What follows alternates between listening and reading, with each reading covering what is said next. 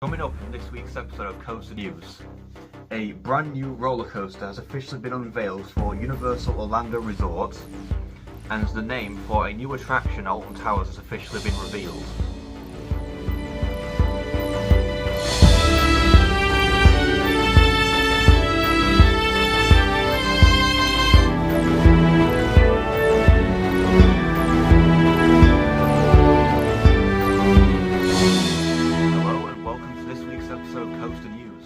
And has always got some amazing news from different theme parks, rides, attractions and events all over the world. So let's get straight into the news today. And our top story for tonight, Universal Orlando officially revealed the name and theme of their unknown Intamin roller coaster. Now this is actually, this is kind of like, it's sort of a move that makes sense, but we didn't really see this coming. But yeah, it's been speculated for some time that Universal are building a brand new Intamin roller coaster to replace Hollywood Rip Ride Rocket, but we didn't know what there was a lot of rumours floating about what theme it was going to be, but now this week they've officially revealed what that's going to be. But if you know what I'm talking about, basically Universal Orlando Resort officially confirms the name and theme of their mystery Intamin roller coaster currently under construction. Fast and Furious Hollywood Drift is set to open at Universal Studios Florida in 2027 and will replace Hollywood Rip Ride Rocket, which permanently closed in August 2025. It not only shares the same name as the new coaster opening at Universal Studios Hollywood later this year, but will also most likely be the same ride type. If this is true, Fast and Furious Hollywood Drift will be an Intamin LSM launch coaster featuring state-of-the-art drifting ride vehicles. So far, most of the ride statistics have been kept secret, apart from the ride's max height, which will reportedly be 170 feet. It is speculated that it will reach this height with a vertical spike section, which will be located near Universal City Walk. Construction is currently underway for Fast and Furious Hollywood Drift. So yeah, that's some very exciting news there. I mean, it makes sense that they're sort of using the Fast and Furious theme for this, because you know, they're building Fast and Furious Hollywood Drift at Universal or in Hollywood, and that's also an Intamin launch coaster with drifting ride vehicles. Now, that ride hasn't even opened yet. It's currently in the testing phase, but it does, honestly, it looks absolutely incredible, and Universal can probably tell this this attraction alone is going to be very, very successful. So, you know, they're using that same sort of predicted formula and building another version of that in Orlando, and it's opening both attractions are opening a year apart. The one in Hollywood is opening later this year. We don't know when yet. An opening date is still to be confirmed, and the one in Orlando is opening next year. Now, vertical construction, track and supports have not arrived on site for the one in Orlando yet, so vertical construction hasn't begun yet, but ground clearance is currently underway. But it's going to be very exciting to see how this ride develops over the next year. In other news today, Alton Towers officially revealed the name of their Bluey roller coaster, and yeah, this we knew that this name reveal was going to be coming very soon, but it's a very interesting name choice. But you know, it's great to see that Alton Towers we finally have a name for this thing other than just the Bluey coaster. But if you don't know what I'm talking about, basically Alton Towers have officially unveiled the name of their brand new roller coaster. Bluey the Ride, Here Come the Grannies, is a Sierra Force coaster currently under construction at Alton Towers in Staffordshire, England. Located in the CBeebies Land section of the park, this will be the second roller coaster in that area and the 11th roller coaster to operate at Alton Towers altogether. This ride replaces the former Postman Pat ride and will feature a layout much longer than initially anticipated from the original plan documents, which were submitted in early 2025. Bluey the Ride, Here Come the Grannies, will be the world's first roller coaster themed to the popular children's show Bluey, and is expected to open in March 2026. Yeah, so that's a very interesting sort of name choice. Apparently it's a reference to one of the episodes in the show, which I've not personally seen, but I know a lot of people have, and it's a very popular show amongst its viewers. Now the interesting choice is the fact that Merlin yet again using the sort of world's first branding, but this time I think they might have taken it a little too far. They're heavily advertising the fact that it's the world's first Bluey themed roller coaster, which I mean might be quite significant considering it's a popular show, and having, you know, a ride based on that show might be quite appealing to a lot of people.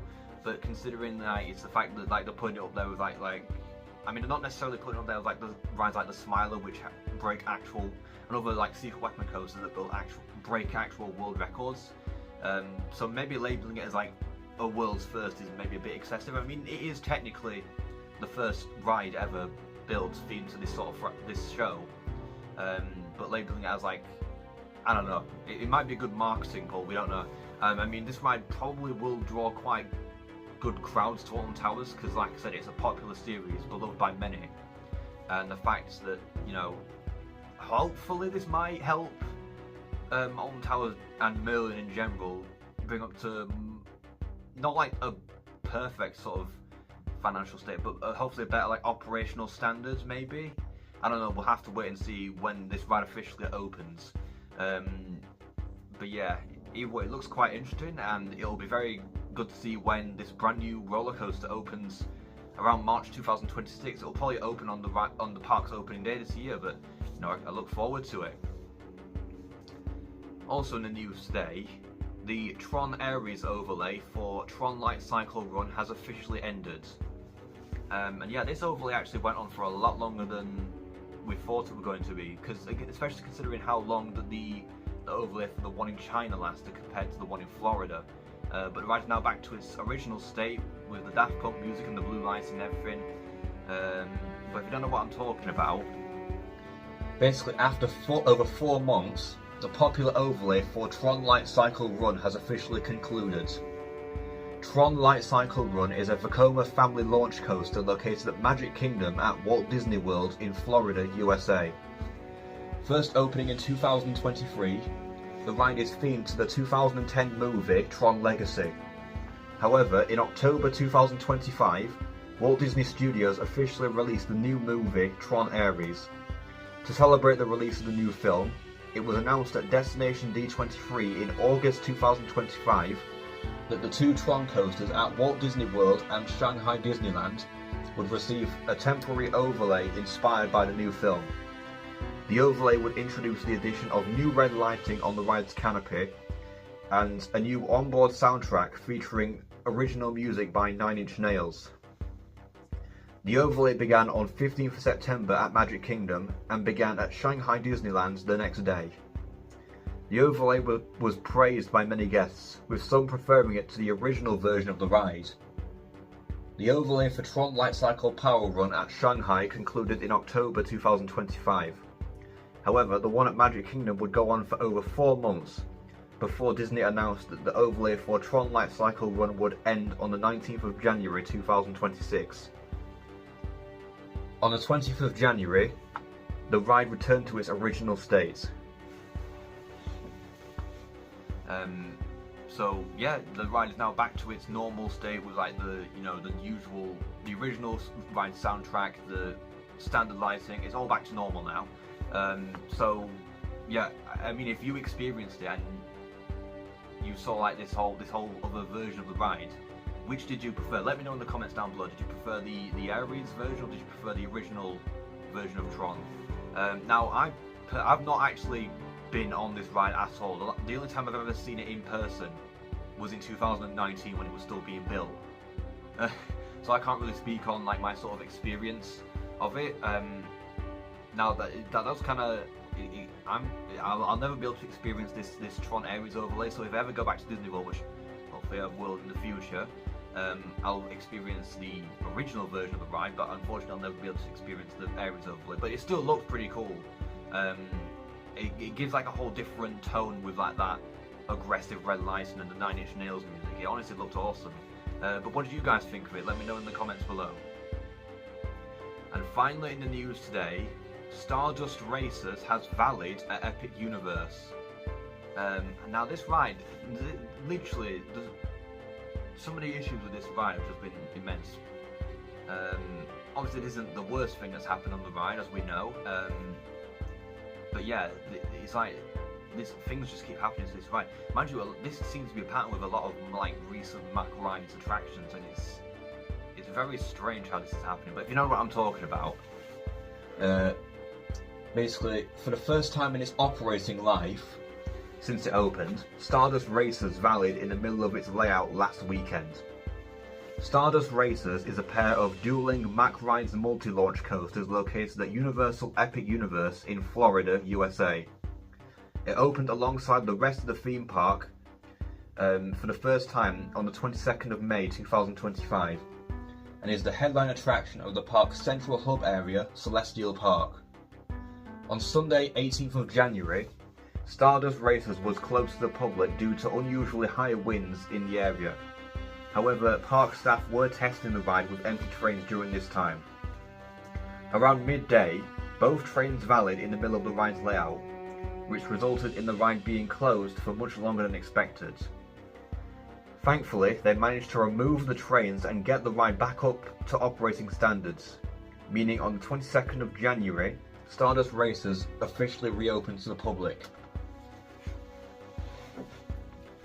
So yeah, that's. I mean, obviously, it's very much reported that was due to like the weather circumstances, because there were reportedly quite high winds on that day. So that's, you know, that's not necessarily like a mechanical fault. That's just down to weather.